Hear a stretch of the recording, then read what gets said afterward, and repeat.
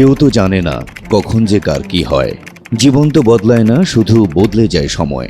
ভারত, বাংলাদেশ, পাকিস্তান ত্রিদেশীয় রাজনৈতিক ইস্যুতে বাংলাদেশের বর্তমান অবস্থান বাংলা সিনেমার জনপ্রিয় এই গান গেয়ে যেন মনে করিয়ে দিচ্ছে। ঘটনার শুরু সেই 47-এ। ধর্মের ভিত্তিতে ভাগ হলো দুটি দেশ, ভারত পাকিস্তান। ভোগান্তি শুরু সেই থেকেই। পাকিস্তানের অংশ হলেও কখনোই ন্যায্য অধিকার পায়নি বাংলাদেশের মানুষ। দিনের পর দিন এই ভূখণ্ডকে শাসন ও শোষণ করেছে পাকিস্তান। এক কথায় গোলামি করেও বাংলার মানুষ ছিল পাকিস্তানের লাঞ্ছনা, নির্যাতনের শিকার। দীর্ঘদিন সহ্যের পর অবশেষে এলো মুক্তিযুদ্ধ। এর মধ্য দিয়েই মুক্তি মেলে বাংলার মানুষের। স্বাধীনভাবে বাঁচার স্বপ্ন দেখে এ জাতি। স্বাধীনতার পর স্বাধীনভাবে এ দেশ চলেছে ঠিকই, তবে সেখানে বরাবরই চলেছে প্রতিবেশী ভারতের দাদাগিরি। স্বাধীনতার 50 বছরে এমন বহু দাদাগিরির শিকার হয়েছে বাংলাদেশ। কদিন আগেও ভারতের অঙ্গুলি হেলনে চলত বাংলাদেশ। মোদী সরকারের ইচ্ছা অনিচ্ছার উপর নির্ভর করত বাংলাদেশের চাওয়া পাওয়ার সমীকরণ। তবে দীর্ঘদিনের এই চিত্র উল্টে গেছে মাত্র কদিনেই। 1 জুলাই অভ্যুত্থানেই যেন বদলে গেছে দক্ষিণ এশিয়ার রাজনৈতিক সমীকরণ। যে বাংলাদেশ এক কথায় ভারত পাকিস্তানের গোলামি করেছে, এবার সেই বাংলাদেশই মেরুদণ্ড সোজা করে দাঁড়িয়েছে। অন্যের ইচ্ছের তোয়াক্কা না করে নিজেদের ইচ্ছে আর স্বপ্নকে প্রতিষ্ঠিত করতে জোর কদমে হেঁটে চলেছে। বিশ্বের তাবৎ শক্তিধর রাষ্ট্রগুলোর সমীহ আদায় করতে সক্ষম হয়েছে।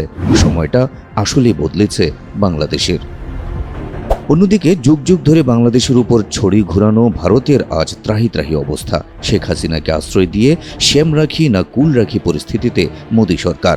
ওয়াকফ আইন নিয়ে মুসলিমদের তীব্র অসন্তোষে ঘরে বাইরে প্রতিনিয়তই সমালোচনার তীরে বিদ্ধ হচ্ছে নরেন্দ্র মোদী। এরই মধ্যে মরার উপর খাড়ার ঘা হয়ে দেখা দিয়েছে কাশ্মীর ইস্যু। পাকিস্তানের সঙ্গে তৈরি হয়েছে যে কোনো সময় যুদ্ধ বাঁধার শঙ্কা। বহুদিনের বন্ধু ডোনাল্ড ট্রাম্পও আগের মতো আর ভালোবাসছেন না মোদীকে। সময়টা বদলে গেছে ভারতেরও। তবে আজীবন বৈষম্যের শিকার হলেও প্রতিবেশী দেশ পাকিস্তান ভারতের বিপদে নির্বাক তাকিয়ে থাকার মতো প্রতিবেশী বাংলাদেশ নয়। তাই দুই দেশের চলমান উত্তপ্ত পরিস্থিতি স্বাভাবিক করতে প্রয়োজনে মধ্যস্থতা করতে রাজি বাংলাদেশ। তবে শুধুমাত্র ভারত পাকিস্তান চাইলেই হাত বাড়াবে বাংলাদেশের অন্তর্বর্তীকালীন সরকার। রোববার চলমান ভারত পাকিস্তান ইস্যুতে বাংলাদেশের পররাষ্ট্র উপদেষ্টা সাফ জানিয়েছেন, বাংলাদেশ দক্ষিণ এশিয়ায় শান্তি চায়, সবার সঙ্গে বন্ধুত্ব চায়। আমাদের অবস্থান হচ্ছে খুব স্পষ্ট, আমরা শান্তি চাই দক্ষিণ এশিয়ায়। আমরা জানি যে ভারত এবং পাকিস্তানের মধ্যে দীর্ঘদিন থেকে বিভিন্ন ইস্যুতে সংঘাতময় সম্পর্ক আছে, কিন্তু আমরা চাই না যে এখানে কোনো বড় কোনো এমন সংঘাত সৃষ্টি হোক যেটা এই অঞ্চলের মানুষের জন্য কোনো বিপদের কারণ হয়ে উঠতে পারে। তারা যদি আমাদের সহায়তা চায় যে আপনারা মধ্যস্থতা করুন, তাহলে হয়তো আমরা যাব। বিশ্লেষকরা বলছেন, পাকিস্তান ভারতের মধ্যে সম্ভাব্য যুদ্ধ এড়াতে বাংলাদেশের মধ্যস্থতা এই মুহূর্তে বেশ কাজে আসতে পারে। কারণ বাংলাদেশের নেতৃত্বে এখন বিশ্বের 100 প্রভাবশালীর একজন ডক্টর মোহাম্মদ ইউনূস। তবে পাকিস্তান এবং ভারত বাংলাদেশকে মধ্যস্থতার আমন্ত্রণ জানাবে কিনা সেটি এখন দেখার বিষয়।